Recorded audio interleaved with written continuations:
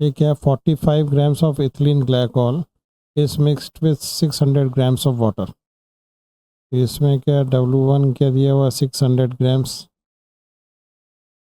दिया हुआ है, और W2 क्या दिया हुआ है, सॉल्यूट है 45 grams।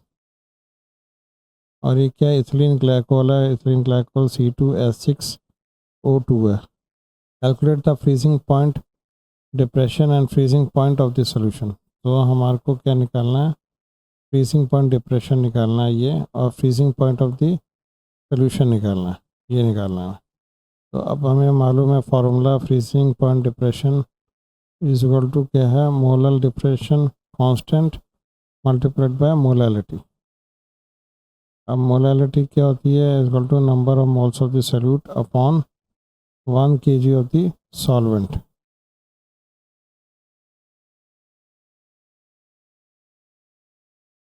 Number of moles of solute is the mass upon molar mass of the solute।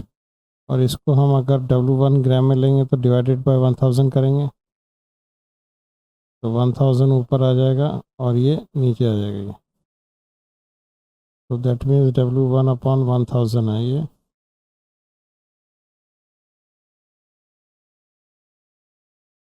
अब KF हमें जो है, हमने पिछली स्लाइड्स में देखा था, KF फॉर वाटर जो है इज इक्वल टू क्या है, 1.86 केल्विन kg पर मोल है।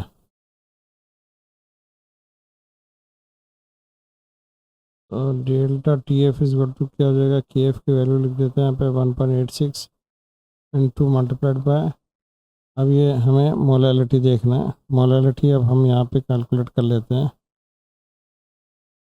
W2 ग्राम्स क्या है, 45 ग्राम्स है। मॉलिकुलर वेट इसका क्या, इसका 24 + 6 + 32, so it will become the 62 multiplied by 1000 upon this is 600, तो ये हो जाएगा 45,000 upon this, तो क्या हो जाएगा 1.209 मोल पर kg। तो इसको हम 1.2 से कर देते हैं, तो ये हमारे को आ जाता है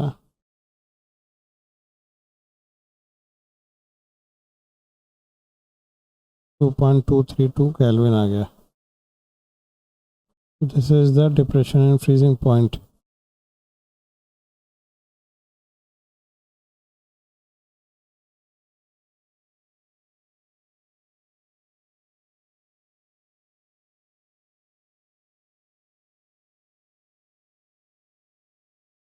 नाउ दिस डेल्टा TF तो हमने निकाल लिया ये। अब हमारे को TF निकालना है, तो delta TF is equal to क्या होता है, T degree TF minus TF, therefore TF is equal to क्या हो जाएगा, is the T degree F minus delta TF। अब T डिग्री F वाटर का क्या होता है, 273.15 केल्विन होता है, और माइनस ये 2.2 को डिवाइड कर देंगे तो हमें मिल जाएगा 270.95। अब नाउ द क्वेश्चन नंबर 18। तो 1 gram of non electrolyte solution dissolved in 50 grams of benzene, lower the freezing point of benzene by this। So that means delta TF is equal to 0.40 Kelvin। ठीक है, the freezing point depression constant of benzene is this। अब freezing point depression constant of benzene दिया हुआ है, is 5.12 Kelvin kg per mole। Find the molar mass of the solute. हमें क्या निकालना है, मोलर मास M2, ये फाइंड आउट करना है। अब ये हमें मालूम है delta T F is equal to K F into molality equal to K F into molality क्या होती है, number of moles of the solute per K G of the solvent.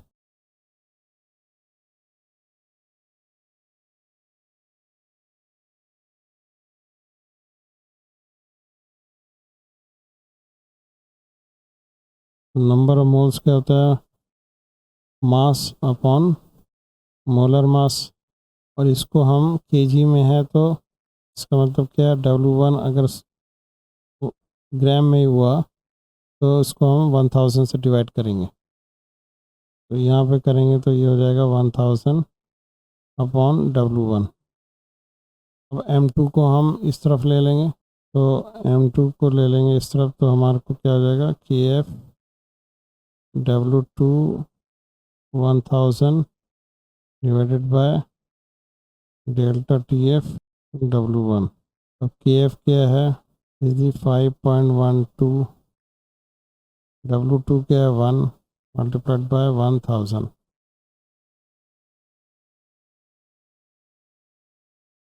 अब डेल्टा टी एफ क्या है 0.4 into W1 क्या है 50 grams, और इसको हम करेंगे तो हमारे को मिल जाएगा 256 ग्राम पर मोल। हमारे को ये मिल गया मोलर मास, वह 256 ग्राम पर मोल है। तो दिस इज आवर आंसर। हाँ, नेक्स्ट पे चलते हैं। Now the osmotic pressure. उसके पहले हम देखते हैं डिफ्यूजन क्या होता है। अब डिफ्यूजन में हम ऐसे डायग्राम से समझ सकते हैं, ये एक बीकर है और इसमें जो है हमने कॉपर सल्फेट सोल्यूशन ले लिया, तो ये कॉपर सल्फेट सोल्यूशन यहाँ पे प्रेजेंट है।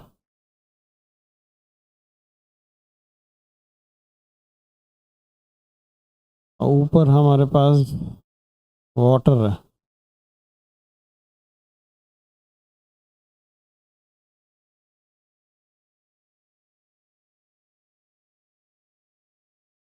तो कॉपर सल्फेट सोल्यूशन यहाँ पे क्या हुआ, सॉल्यूट हुआ। तो आफ्टर फ्यू डेज हम क्या देखेंगे कि ये जो है धीरे धीरे कॉपर सल्फेट के जो सॉल्यूट पार्टिकल्स हैं, कॉपर आयंस और सल्फेट आयंस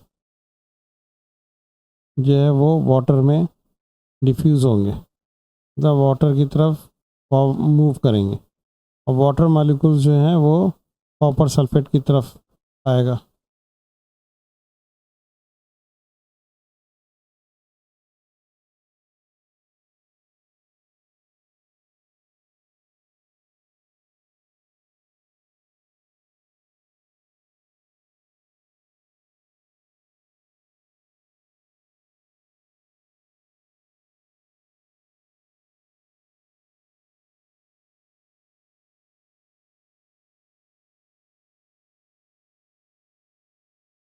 और कुछ दिनों बाद क्या हो जाएगा कि हमारे को जो है एक पूरा ब्लू कलर का सोल्यूशन मिलेगा। ऐसा नहीं मिलेगा कॉपर सल्फेट की तरह, मगर लाइट ब्लू कलर सोल्यूशन मिल जाएगा हमारे को।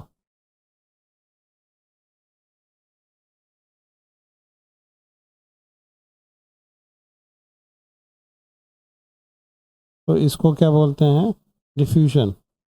इसमें क्या हुआ कि मिक्सिंग हो गई, तो spontaneous mixing of particle of the solute and the solvent, ये दोनों मिक्स हो गया to form a homogeneous mixture. So ये this is the homogeneous mixture, so is called as diffusion।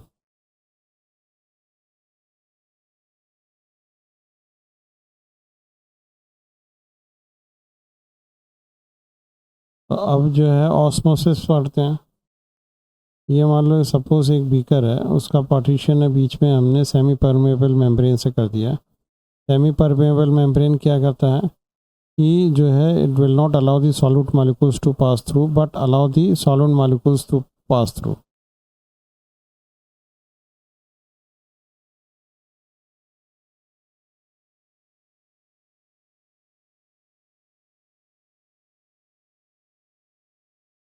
और सॉलिड मॉलिक्यूल इससे पास हो जाते हैं।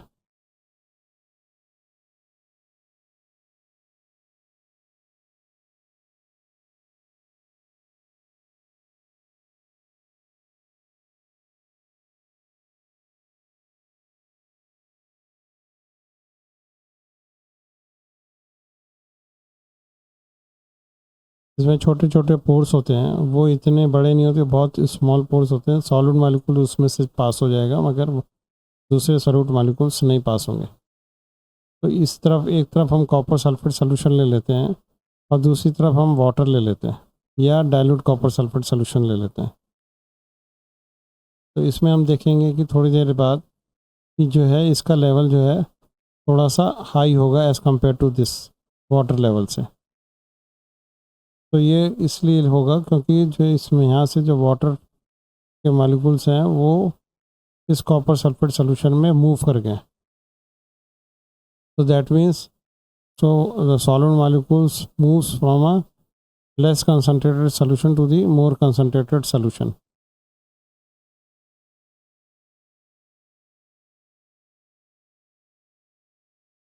So that means क्या है, solid molecules is moves from this solvent to the solution.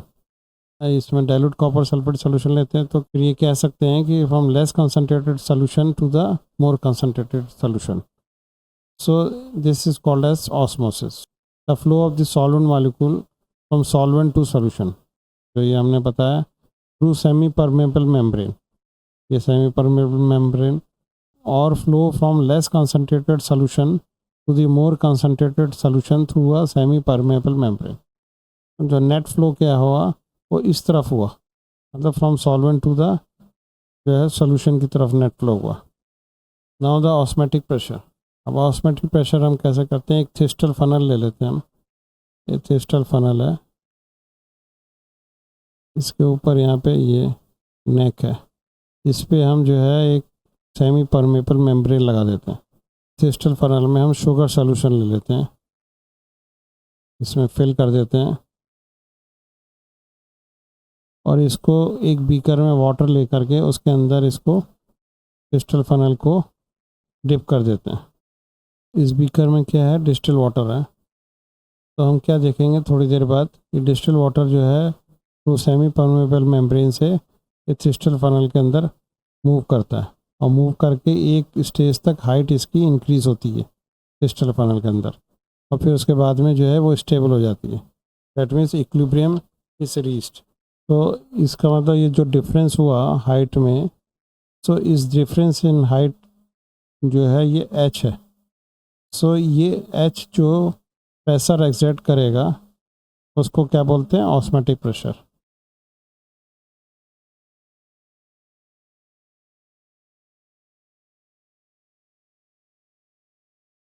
Pressure exerted by the column H of the solution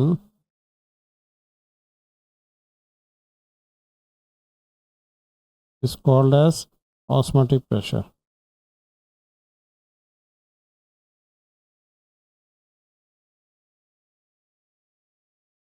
ऐसे similarly एक हम ये फ्लास्क लेते हैं जिसमें को हम बीच में पार्टीशन कर देते हैं इसको सेमी परमेबल मेम्ब्रेन से। तो ये क्या है, ए चैम्बर है, this is the B chamber. A chamber में हम सॉल्वेंट ले लेते हैं और बी चैम्बर में हम सोल्यूशन ले लेते हैं। तो सॉल्वेंट जो है मूव करेगा सोल्यूशन की तरफ, solvent moves towards the solution. और तो अगर ये सोल्यूशन होगा तो less concentrated solution to the concentrated.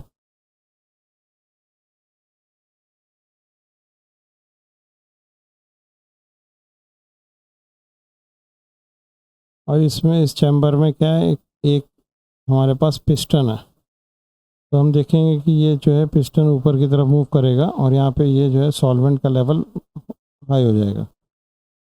तो अगर हम ये इसका लेवल और इसका लेवल बराबर रखना चाहते हैं तो हमारे को इसमें क्या है, इस पिस्टन में कुछ प्रेशर एक्सर्ट करना पड़ेगा।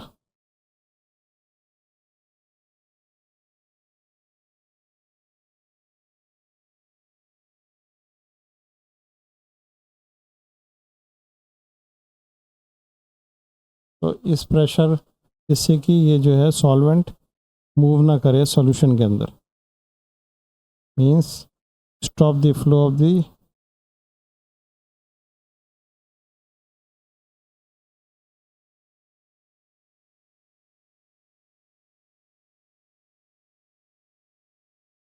फ्रॉम ए टू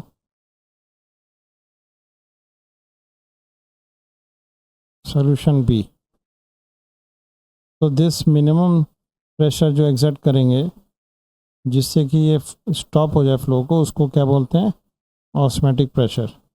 तो इसी को बोलते हैं the minimum excess pressure applied on the solution side to prevent entry of the solvent into the solution through a semi permeable membrane.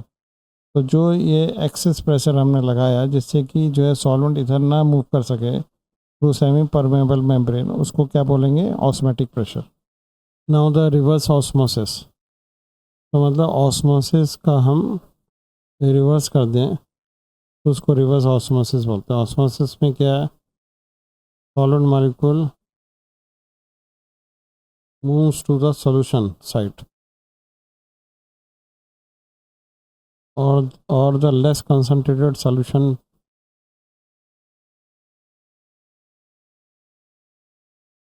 to the more concentrated solution.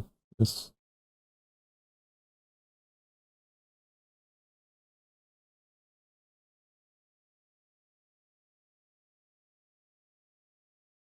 तो इसको क्या बोलते हैं? ऑस्मोसिस। रिवर्स ऑस्मोसिस में क्या है? From the more concentrated solution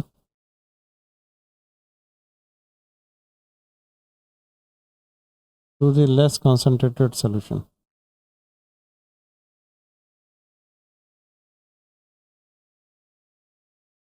और from solution to the solvent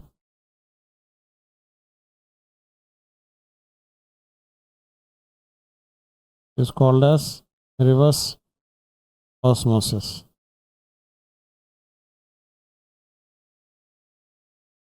so ये एग्जांपल से देख लेते हैं। ये एक चैम्बर है, इसमें सेमी परमेबल मेम्ब्रेन अटैच है। तो यहाँ पे हम सी वाटर ले लेते हैं और यहाँ पे ये क्या है? पिस्टन है। तो ये क्लोज्ड है और यहाँ पे ये क्या है? फ्रेश वाटर है। अब सी वाटर में हमें मालूम है कि सॉल्ट्स होते हैं। Sea water contains number of salts. तो इसको जो है प्योर वाटर में कन्वर्ट करने के लिए यहाँ पे हमें जो है प्रेशर एक्सर्ट करना पड़ेगा। पहले तो फ्लो तो ये रहेगा सॉल्वेंट टू सॉल्यूशन। अगर हमें एक्स्ट्रा प्रेशर अगर इसमें डाल देते हैं जिससे कि सी वाटर यहाँ पे मूव कर जाए सॉल्वेंट साइड में, डेट मीन्स वाटर साइड में, तो उसको क्या बोलते हैं? Reverse osmosis. तो इससे को जो है रिमूवल ऑफ सॉल्ट हो जाएगा from the C water.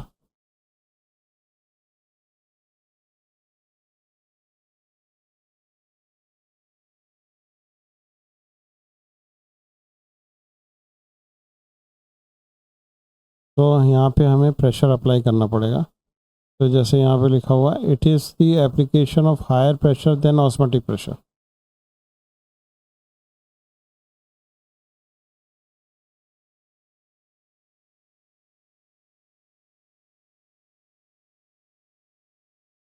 so that solvent can flow from solution to the pure solvent।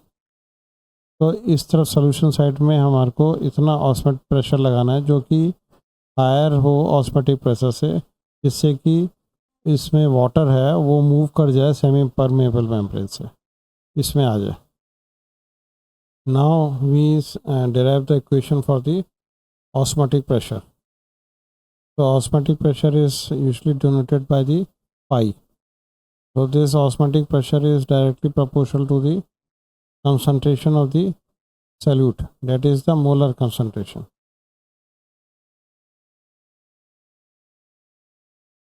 And also the osmotic pressure is directly proportional to the temperature. Means if the temperature increases, the osmotic pressure will also increase.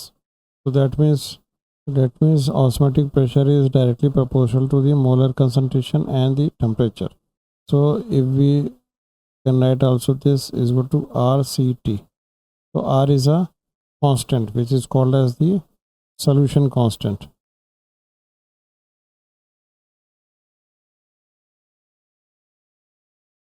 And C is the molar concentration.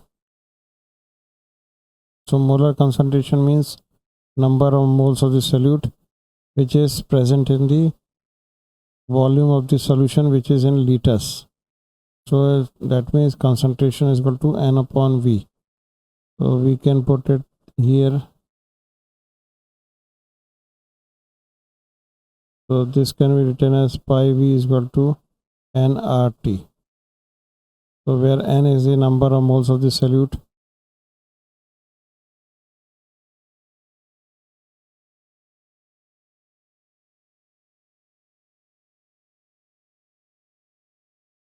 and V is the volume of the solution in liters.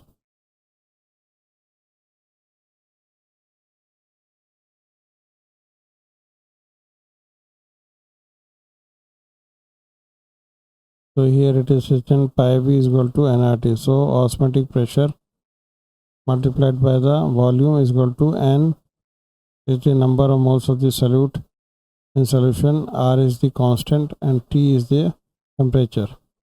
So this equation is called as the Van 't Hoff equation for dilute solution.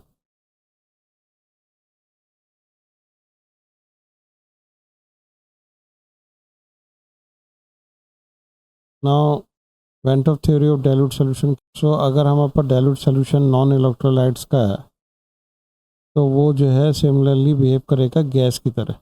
dilute solution of non electrolytes means उसमें electrolytes नहीं हो, electrolytes के ionise हो जाते हैं, और you can say behave similar to gas.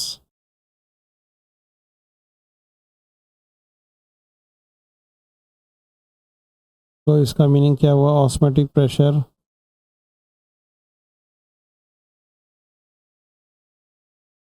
is due to the bombardment of the solute molecule on the semi-permeable membrane.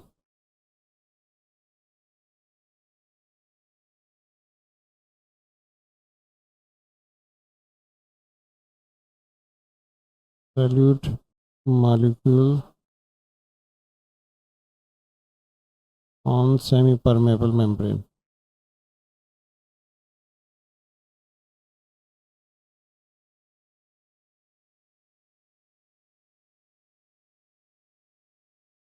Bombardment means force exert करता है solute molecules.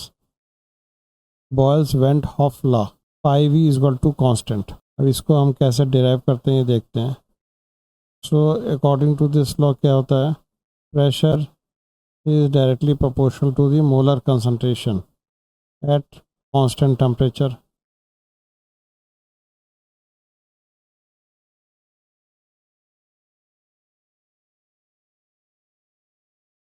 Molar concentration is equal to क्या होता है? Number of moles of the solute upon V litres of the solvent. अगर number of moles of solute 1 है, it will become this.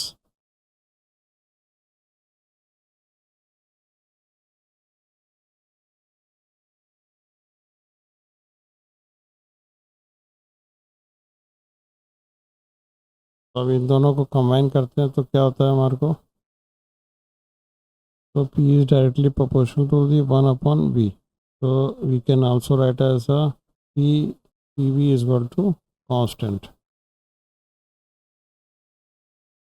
तो जो dilute solutions होते हैं वो गैस की तरह बिहेव करते हैं, तो ये गैस कांस्टेंट है. तो पाई जो है is equal to the osmotic pressure in solution, dilute solution. Pi V is equal to constant. तो ये क्या है? Boyle's van 't Hoff law. Now second law क्या है? Gay Lussac van 't Hoff law. तो ये क्या बोलता है? Pi V is equal to S T. S क्या है? सोल्यूशन कांस्टेंट है, T is the temperature, V is the volume, pi is the osmotic pressure. तो अब हमने देखा था कि pressure is directly proportional to the temperature according to this law. That means P upon P is equal to constant. So that means pi upon T is equal to constant. So this is for dilute solution. तो हमें मालूम है pressure according to this Boyle's Van 't Hoff law, pressure is directly proportional to the concentration at constant temperature. तो अगर molar concentration 1 मोल है तो pressure is equal to क्या हो जाएगा 1/V और K इज़ दी कांस्टेंट। तो एक इक्वेशन ये हो गई, दूसरी इक्वेशन ये होगी, दोनों इक्वेशन को अगर हम मिक्स कर दें तो क्या हो जाएगा pressure is equal to K 1/V, so this will become PV is equal to KT. So in case of dilute solution, PV is equal to ST. S is the solution constant. So here pressure in dilute solution, it is the pi V is equal to ST. So S is the solution, pi is the osmotic pressure. So इसका meaning क्या हुआ कि the solute in dilute solution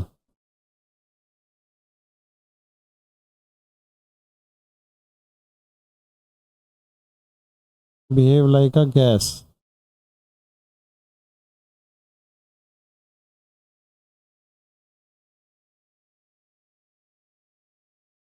Yes, and so and the osmotic pressure of the solution, this pi is equal to the pressure of a solute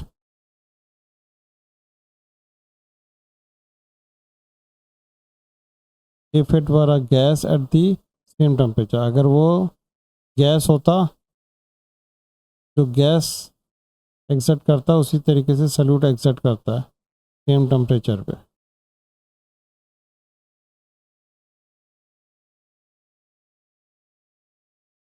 मतलब क्या हुआ कि solute जो है डाइल्यूट सॉल्यूशन में गैस की तरह बिहेव करता है और जो है जो प्रेशर एक्सर्ट करता है ऑस्मोटिक प्रेशर जो सॉल्यूशन का, वो सिमिलर टू द गैस जो प्रेशर एक्सर्ट करता है सेम टेम्परेचर पे। नाउ फिर नेक्स्ट पे चलते हैं। आइसोटोनिक सॉल्यूशन मींस दो सॉल्यूशन अगर दिए गए हैं, अगर उसका सेम ऑस्मोटिक प्रेशर है, वो क्या है आइसोटोनिक सॉल्यूशन है। और हाइपोटोनिक सॉल्यूशन क्या है? तो हाइपोटोनिक सॉल्यूशन जो है जिसका concentration is less than 0.9% NaCl solution.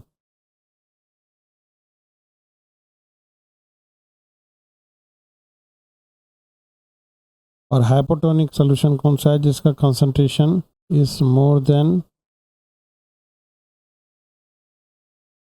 0.9% sodium chloride solution.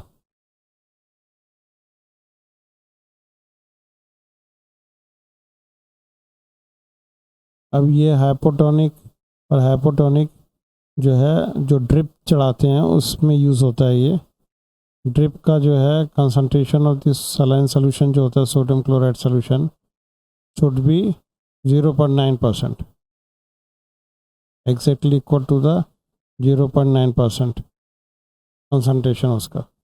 अगर उससे कम होगा तो वो हाइपोटोनिक सॉल्यूशन होगा, तो आरबीज जो हैं वो स्वेल हो जाएंगे और बस्ट हो जाएंगे।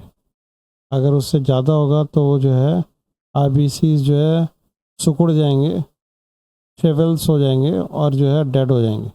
इसलिए जो है बहुत इम्पॉर्टेंट है ये, जब ड्रिप चढ़ाते हैं ह्यूमन बींग्स को तो ये सॉल्यूशन जो है should be 0.9%।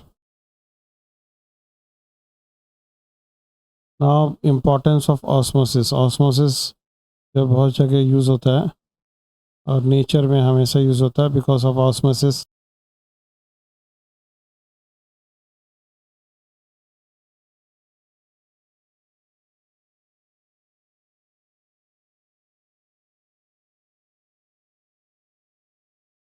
when placed in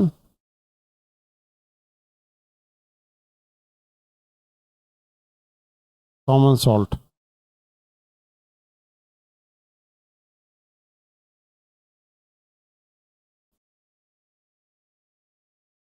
अब दूसरा देखते हैं अगर कोई मुरझाया फूल लेते हैं हम, उसको पानी में डाल देते हैं थोड़ी देर, तो वो जो है बिल्कुल फिर से फ्रेश हो जाता है।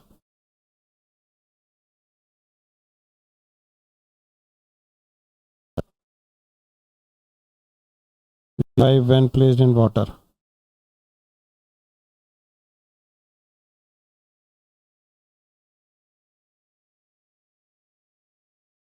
ऐसे बहुत सारे एग्जाम्पल हैं।